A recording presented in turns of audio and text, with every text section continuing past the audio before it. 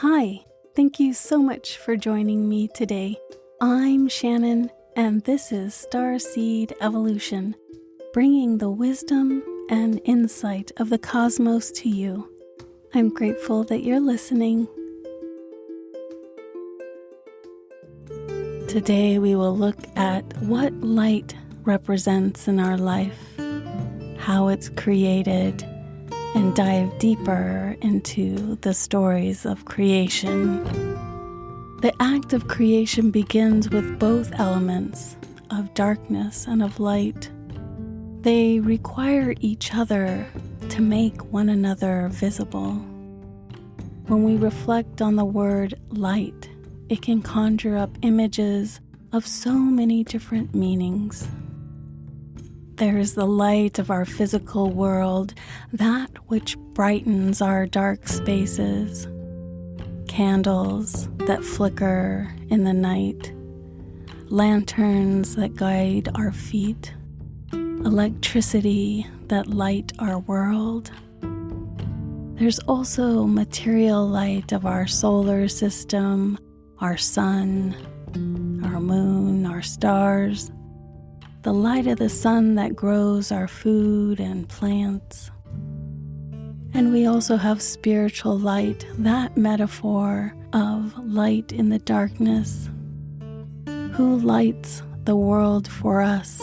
Our friends and family, our teachers, our spiritual leaders, those whom we learn from that guide our soul in the night. As we reflect on all the ways that light exists in our life, we will move into a time of story about Raven, the light bringer. In the Haida tradition of the Northwest peoples, there is a story that Raven is that which brings light, and this is Raven's story. As we move into the story of Raven, I'll open with this Celtic poem, bringing light for our story. I arise today through the strength of heaven, light of sun, radiance of moon, splendor of fire, speed of lightning, swiftness of wind, depth of sea, stability of earth, and firmness of rock. We will honor this time of light now with the story of Raven.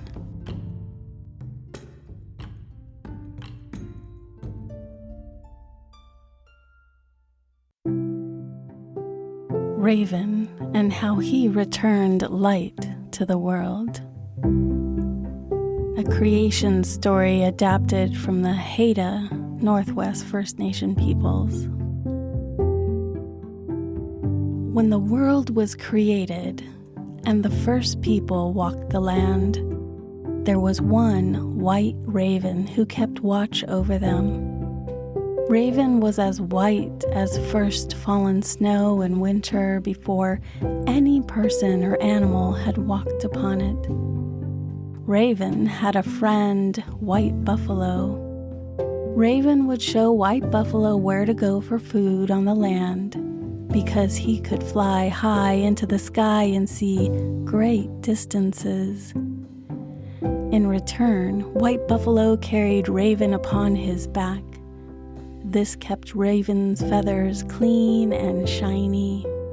Raven loved his people. They shared their food with him, and Raven loved to eat. They shared juicy berries and fresh fish. Raven also loved the people because they laughed at all of his silly pranks. There was one occasion on a night when Raven tied all their shoelaces together while they slept, and when they awoke in the morning to do their chores, they all fell over. That's how Raven earned his nickname, Trickster. Silly Raven, the people would laugh. They knew he loved playing games, and Raven would caw loudly and return to the people, laughing at his jokes.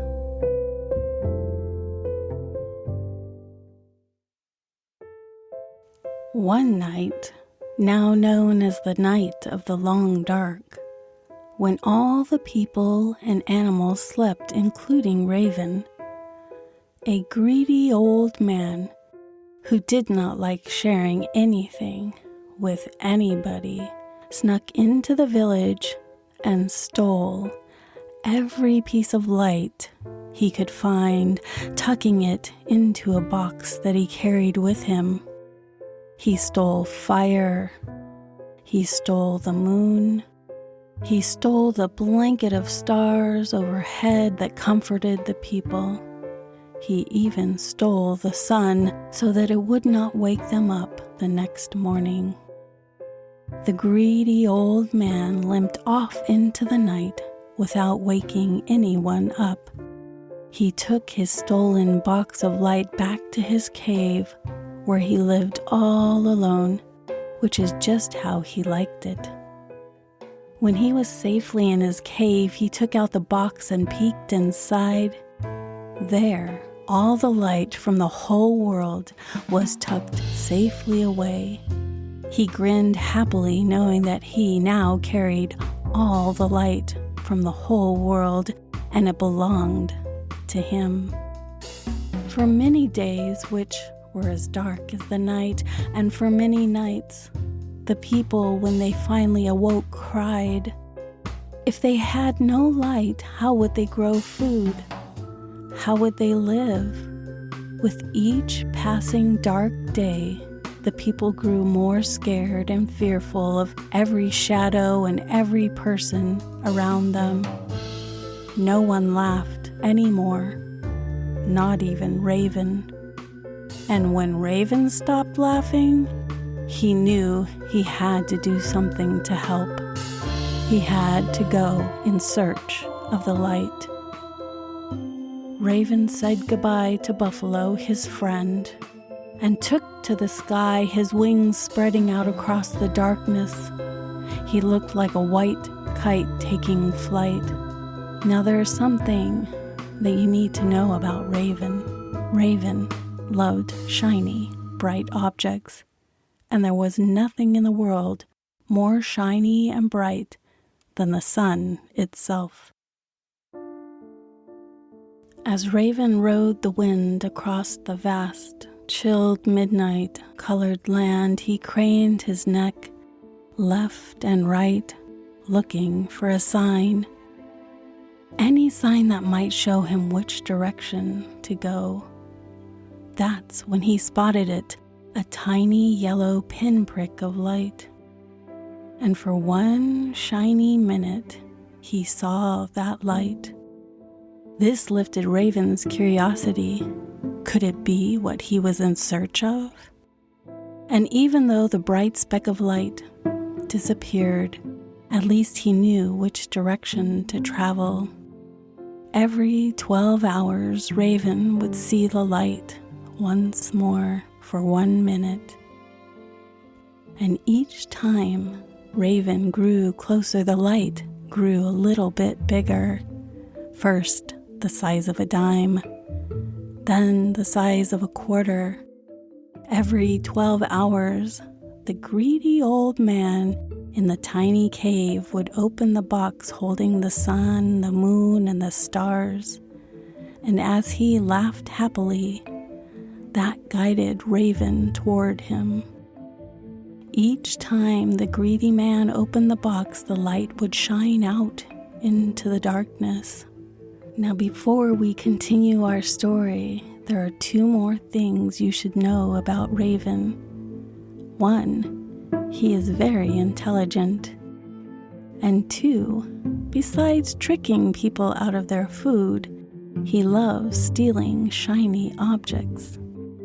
These 3 loves, his people, shiny objects, and his brilliant mind, Raven found the cave where the greedy old man was staying. He waited and watched to see what the old man would do inside the cave. Soon, Raven's patience paid off. He watched as the little old man moved a stone from in front of the wall, took out a small box.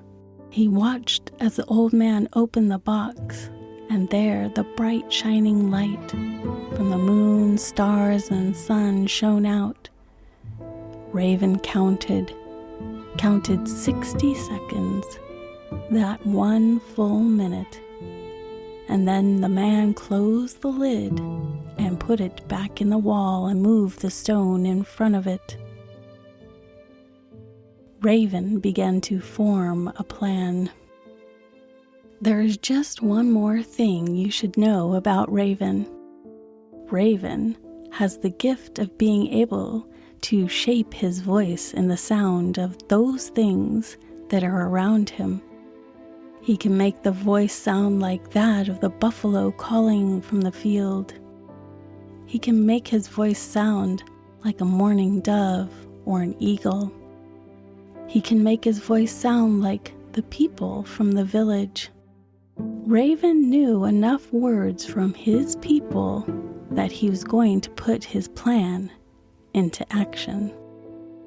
When he was ready, Raven perched himself outside the mouth of the cave, behind a large rock, and began to call into the night towards the cave. He called in the sound of the people from his village. "Come out now, we know you're in there," Raven cawed in the voice of first man. "We know you stole our light," Raven cawed again in the voice of a second man. "Give our light back to the world," Raven cawed in the voice of the first woman. The greedy old man inside the cave began to tremble and shake, both with anger and with fright. How could they have found him? He couldn't imagine losing his precious light. He crept slowly to the mouth of the cave, trying to see out into the night. But because it was so dark, no moon, no stars, and no sun, the old man could see nothing. Raven smiled.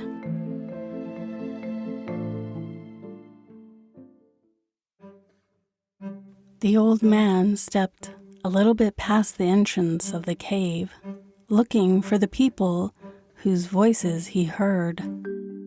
Raven took this moment to sneak past the man, back into the cave, and Raven found the stone, moved it with his beak, and pushed the box out of its hiding place. As the box toppled to the ground, it hit and the lid popped off. But when Raven looked back down at the box on the ground, all the light had left, except for the sun, which was too big to pop out of the box on its own. The sun was still stuck inside the little box.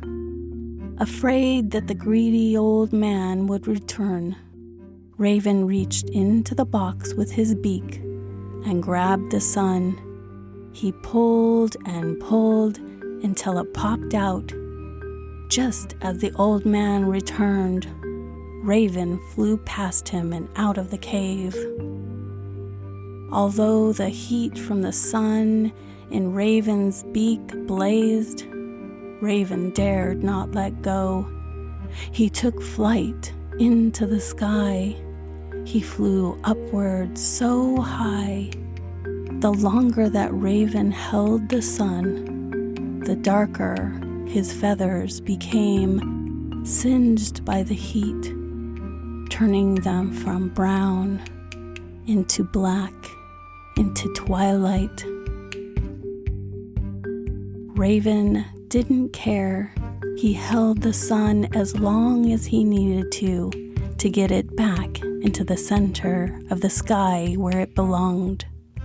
When the sun found its place in the sky once more, it shone out brightly, and the people of the village cried with joy. Raven made his way home, and as he came back, Flying, he greeted his friend the white buffalo. They threw him a great party, a celebration of light. The people of the village brought Raven many shiny, bright objects and gifts, and lots of food. And this is the story of how Raven brought light back to the world once more.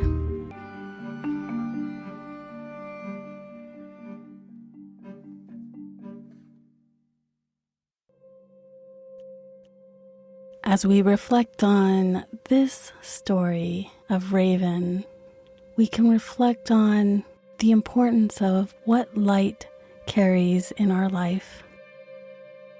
Throughout today, I'll have you reflect on these 4 questions. Who brings light to your life?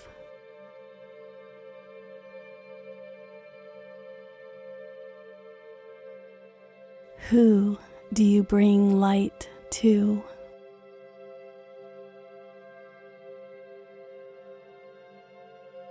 What steals your light?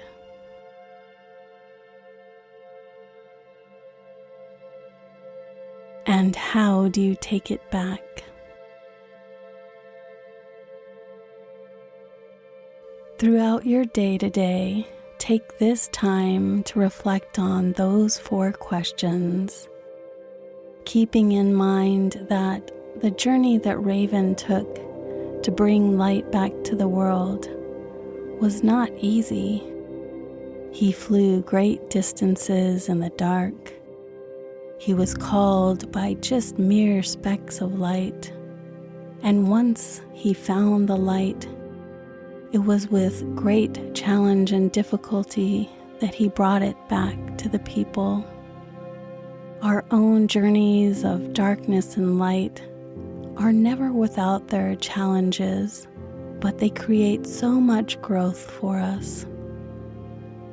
I hope that Raven's story today helps bring a little bit of light back into your life. Thank you so much for joining me for this episode of Starseed Evolution. I'm Shannon, and I'm grateful that you spent this time with me and hope you enjoyed Raven's story. In our next episode, we'll be diving into spending time with fairy energy, the magic of fairies from the natural world, from the elemental kingdom. I'll be sharing a poem that I wrote about connecting with fairies, along with taking a guided journey into the fairy kingdom. So I hope you enjoy our next episode. Remember that you can always catch me live on Insight Timer Meditation. I teach live sessions every Wednesday evening. You can click on the link below, taking you to my Insight Timer teacher page. And until then, I look forward to seeing you next time. Have an awesome day. Namaste.